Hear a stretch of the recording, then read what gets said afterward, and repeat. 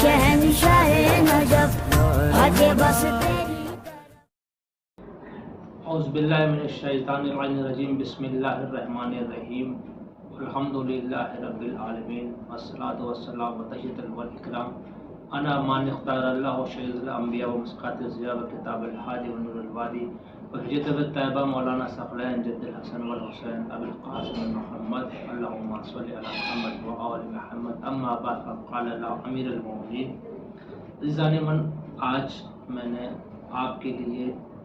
मौला अली अलैहिस्सलाम इब्न अबी तालिब अलैहिस्सलाम का बेहतरीन एक खुतबा नंबर 138 का मुताला किया और इसके से रिलेटेड कुछ बातें आपके ज़हन आलिया तक पहुंचाना मकसूद है। इस पूरे खुतबे में मौला ने मेरे ग़ीबत करने वालों की मज़म्मत की है और बहुत ही अच्छे अंदाज से इसके अंदर ग़ीबत क्या होती है और ग़ीबत के क्या नुकसान है या ग़ीबत क्यों नहीं करनी चाहिए, डेफिनेशन क्या है ग़ीबत की, इसके बारे में पूरा मसला इसमें बयान किया गया। तो मैं मौला के कुछ कलामात मौला के आपके ज़ौक़ समात के नज़र करूँगा और उसके बाद उसका जो डिस्क्रिप्शन है उसमें ग़ीबत किन किन चीज़ों को ग़ीबत कहा जाता है और हम और आप आजकल माशरे में जो चीज़ आम है हम नहीं समझ पाते हैं कि इसको ग़ीबत भी कहते हैं। हमारे लिए बिल्कुल आम सी बात होती है लेकिन हकीकतन वो ग़ीबत होती है। आइए देखते हैं मौला ने क्या फरमाया। मौला कहते हैं कि जिन लोगों का दामन ख़ताओं से पाक साफ़ है और बफ़ज़ल इलाही गुनाहों से महफूज है, उन्हें चाहिए कि वो गुनहगारों और ख़ताकारों पर रहम करें और इस चीज़ का शुक्र करें कि अल्लाह ने उन्हें इस चीज़ से बचाए रखा है,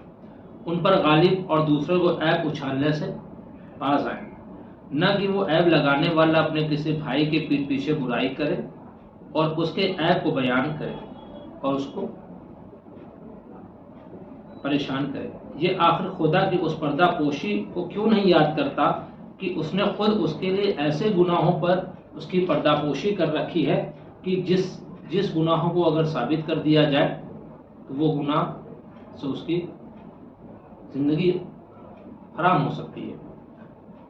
तो ये आखिर खुदा को उस पर्दा पोशी को क्यों नहीं याद करता जो उसने खुद उसके लिए ऐसे गुनाहों पर की है, जो उस गुनाह से भी जिसकी वो ग़ीबत कर रहा है उससे भी बड़े थे, और क्यों कर किसी ऐसे गुनाह की बिना पर उसकी बुराई करता है कि जबकि खुद भी वैसे ही गुनाह का मुर्तकिब हो चुका है और बअैने ही वैसा गुनाह नहीं भी किया तो ऐसे गुनाह किए जो उनसे भी बढ़ चढ़ कर है। खुदा की कसम, अगर उसने गुनाह कबीरा नहीं भी किया और सिर्फ सगीरा का मुर्तकिब हुआ है तब भी उसका लोगों के उयूब को बयान करना ये बहुत बड़ा गुनाह है। ऐ खुदा के बंदे, झट से किसी पर गुनाह का ऐब न लगा, शायद अल्लाह ने बख्श दिया हो, और अपने किसी छोटे से छोटे गुनाह को के लिए भी इत्मीनान न करना कि शायद उस पर तुझे अल्लाह अजाब दे।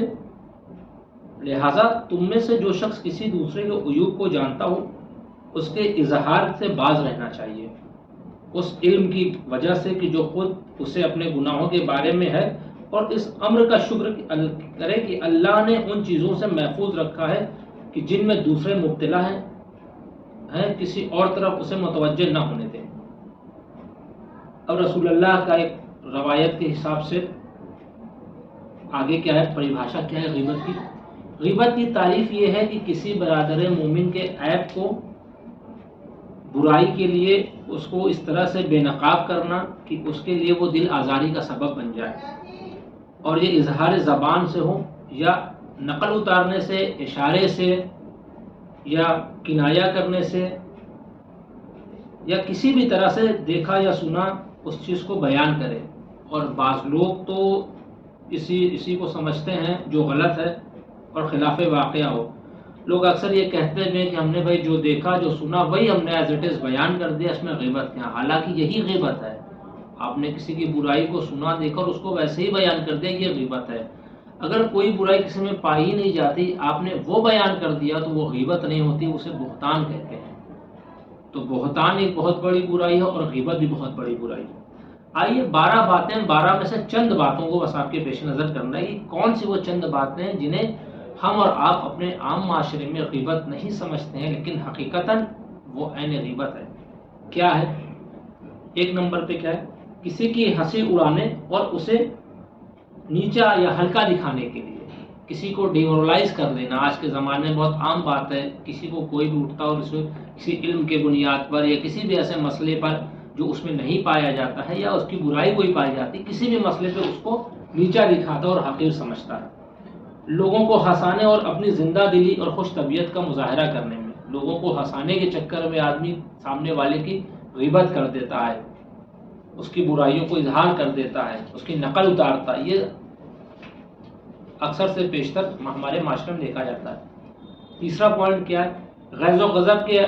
عالم میں تقاضوں سے متاثر ہو کر اپنے دل کی بھڑاس نکالنے کے لیے، آج کے زمانے میں لوگ اپنے دل کی بھڑاس نکالنے کے لیے کسی کو بھی کچھ بھی کہتے چلے جاتے ہیں، کسی کی بھی برائیاں نکال دیتے ہیں کہ بھئی اب تو اپنے دل کی بھڑاس نکال لیتے ہیں، یہ برائی اس میں پائی جاتی ہے تو ہم نے بھی برائیوں میں ہاں میں ہاں ملا دی۔ تو یہ بھی غیبت کی تعریف ہے، اس کو بھی غیبت کہتے ہیں۔ کسی کی تنقیص کو یعنی کسی کے گناہ کو، کسی کی غلطی کو،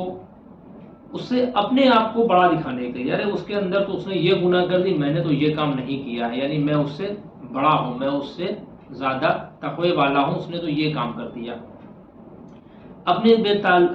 بے تعلقی اور برات ظاہر کرنے کے لیے کہ یہ بات مجھ سے سعید ہوئی ہے، کسی بس میں بیٹھ کر ہم رنگ جماعت ہونے کے لیے تاکہ اس سے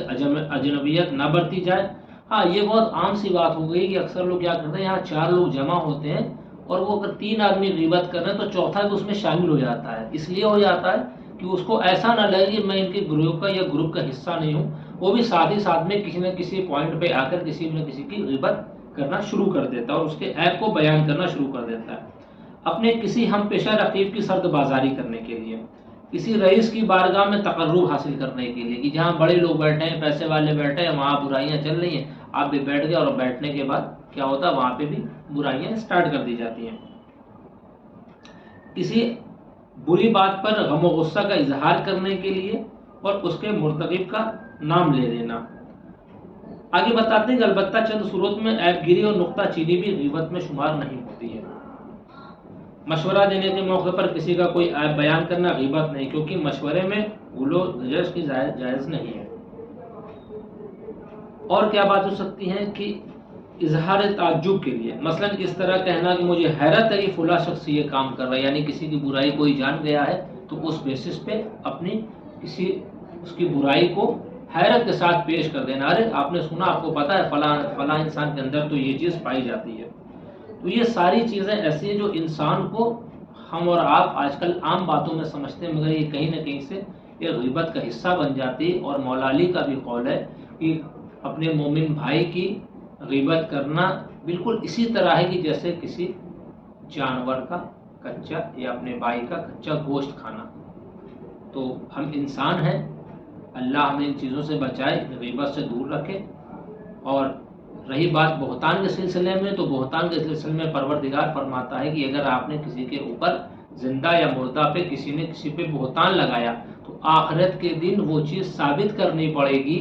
مثلا چوری کا الزام، مثلا کسی طرح کوئی بات کا بہتان، آخرت کے دن آپ کو ثابت کرنی پڑ جائے گی کہ یہ چیز اس بندے نے کیا ہے یا یہ چیز میں پائی جاتی ہے۔ تو جو چیز پائی نہیں جاتی وہ ثابت نہیں کی جا سکتی ہے۔ اس لیے میری یہ گزارش ہے آپ سے، اس چھوٹے سے چینل کے ذریعے میں آپ کو مولا علی علیہ السلام کے قول جو نہج البلاغہ میں ہے، ان قول کے ذریعے میں زیادہ سے زیادہ لوگوں تک مولا علی کے قول کو پہنچانے کی کوشش کر رہا ہوں، اور یہ صدقہ جاریہ ہے۔ آپ سے صرف اتنی گزارش ہے کہ آپ میرے چینل کو، ہمارے ویڈیوز کو شیئر کریں، سبسکرائب کریں، اور اس میں جو بھی اور بہتر کرنے کی گنجائش ہے وہ ضرور میرے کمنٹ باکس میں مجھے لکھ کر دیں۔ والسلام ورحمۃ اللہ وبرکاتہ۔ شاہ مرداں شرع ازداں قوت پروردگار، شاہ مرد